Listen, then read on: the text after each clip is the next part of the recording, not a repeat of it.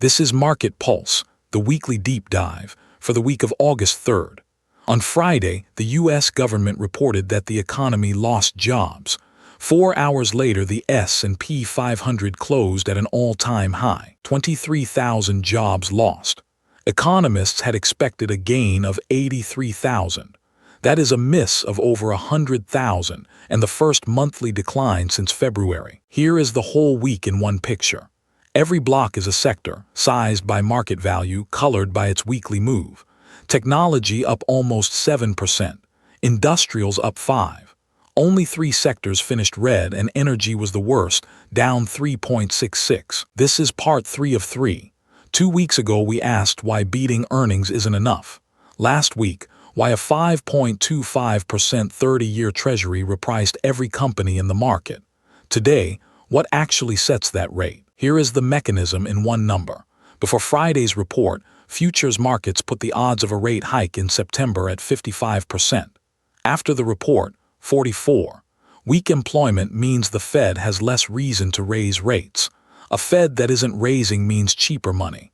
Cheaper money means every dollar of future profit is worth more today. And it showed up exactly where the theory says it should. Chips, whose profits are furthest away, up 7%. The Nasdaq up 5.2%. The Dow, full of companies earning money right now, up 3%. Same news, sorted by how far away the money is. Now the part I think matters most.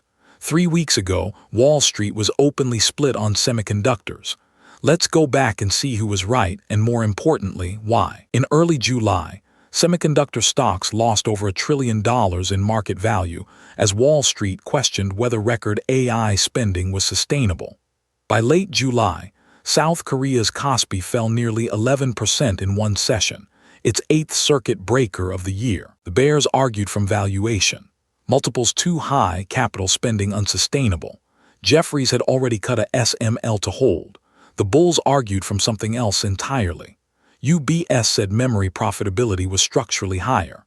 D.A. Davidson pointed out that memory contract prices were still rising, 20 to 30% higher for the third quarter, with 5-year deals signed and no new supply expected until 2028. Here is what happened. Semiconductors rose 7% this week. Intel up 10.8%, Marvell up 13%, Micron up 7.9%, Broadcom up 6.7%. So the bulls won this round. But notice which bulls. The ones who were right weren't arguing that the stocks looked cheap. They were pointing at signed contracts, at prices already agreed, at supply already sold. The people counting contracts beat the people counting multiples. That is the lesson worth keeping, not the call itself. There was a third argument too. J.P. Morgan said in late July that investors reducing their debt levels in tech and memory had gone further and faster than expected, leaving limited room for more selling.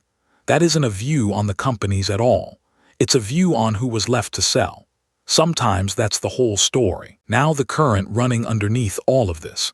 And it connects the jobs report to the chip rally in a way almost nobody said out loud this week. The 4 largest cloud companies have now guided to between $720 and $745 billion of capital spending in 2026.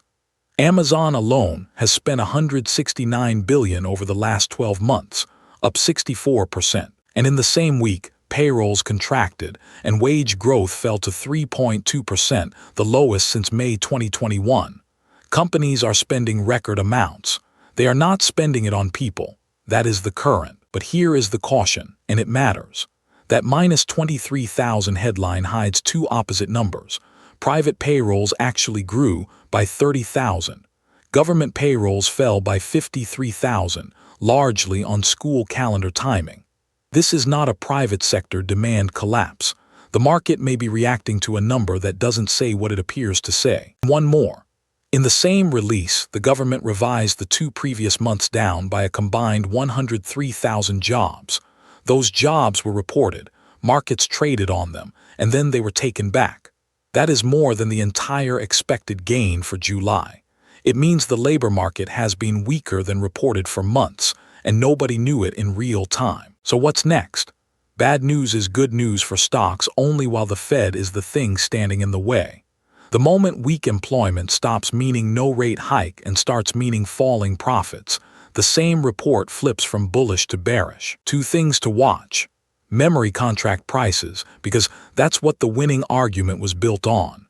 And the participation rate at 61.4%, because the headline unemployment number will keep looking fine as long as people keep leaving. Earnings alone don't set the price. The discount rate does, and the labor market sets the discount rate. That's why a bad jobs report and a record high can happen on the same afternoon. If this helped, like, share, and subscribe. I'll see you Monday for the close.